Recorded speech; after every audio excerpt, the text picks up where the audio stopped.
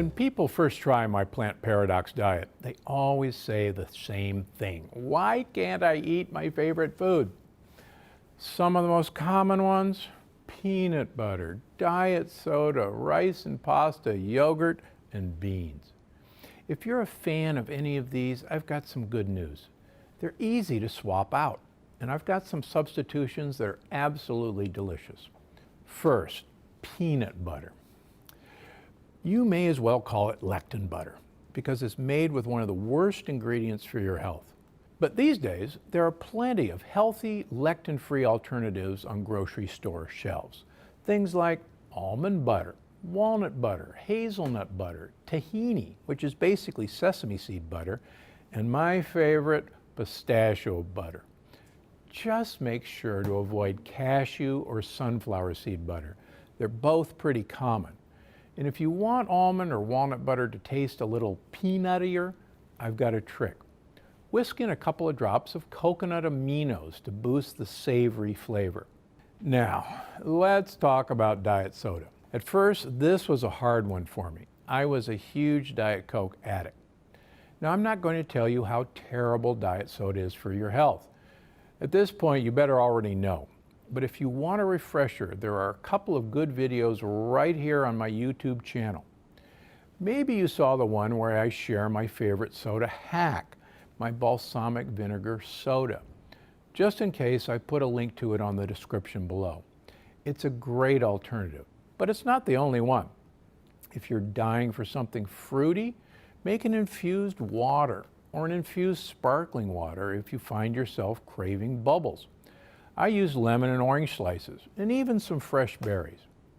And for a really special treat, you can look for sodas that are sweetened only with stevia. Now, they shouldn't be an everyday thing, but if you've got a craving you just can't beat, and you've tried everything else, it might help. Next up, rice and pasta. Good news, carb lovers, there are about 1 million substitutes for both rice and pasta, and some of the swaps are more flavorful than the originals. I love Capello's pasta made from almond flour and tapioca flour. You can find it in the gluten-free frozen food section of Whole Foods and other stores. Now, you already know about one of my other favorites, Miracle Noodles. And good news, they make Miracle Rice too. And if you're looking for ways to use them, check out the recipes section in the Plant Paradox, or the recipe videos here on my YouTube page. Of course, not everyone loves Miracle Noodles as much as I do, but they're not your only option. You can use millet or sorghum in place of rice, or even cauliflower rice, which is hugely popular right now. You can find it fresh or frozen in most major supermarkets, even Costco. And you can also make noodles out of any vegetables by spiralizing them or cutting them into thin strips. Maybe you've heard of zucchini noodles, but of course they don't fit in the Plant Paradox plan. Still, the same idea works with beets, carrots, sweet potatoes, even daikon radish. And you can even find some noodled produce at health food stores these days. Here's some beet noodles. These are actually fantastic. Fourth, yogurt. Even Greek yogurt is off the plan. That's because the cow's milk yogurt sold in this country has casein A1, a protein that seriously damages your gut. And for a lot of people, that's a problem because it's their go-to healthy breakfast item. If you're one of those people who needs to have a yogurt for breakfast, what can you do? Go to the regular old yogurt section in your grocery store and look for goat's milk yogurt or sheep's milk yogurt, or if you're in the mood for a vegan option, almond or coconut yogurt. They're pretty widely available, work just like regular yogurt, and are delicious too. Okay, finally, beans.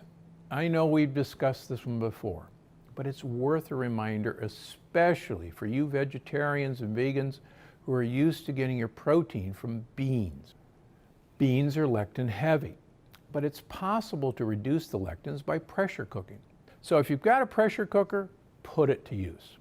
If not, look for Eden brand canned beans. They come in non-BPA lined cans and they're pressure cooked ahead of time. And if you're looking for a completely non-bean alternative, look no further than pine nuts. If you soak them in liquid, like water or even chicken stock, they get a texture similar to beans. In fact, pine nuts cooked into a traditional chili have almost the exact same texture as beans. And there you have it. 5 of my favorite plant paradox friendly substitutions. But I want to know what you're struggling with.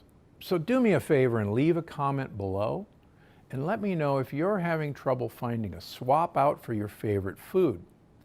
It could make it into my next video. I'm Dr. Stephen Gundry, and I'm always looking out for you. Thanks for watching. Click the circular channel icon to subscribe and make sure you don't miss a single video. Click on the left to watch another great video, and don't forget to visit my website for more of my best tips. Because I'm Dr. Gundry, and I'm always looking out for you.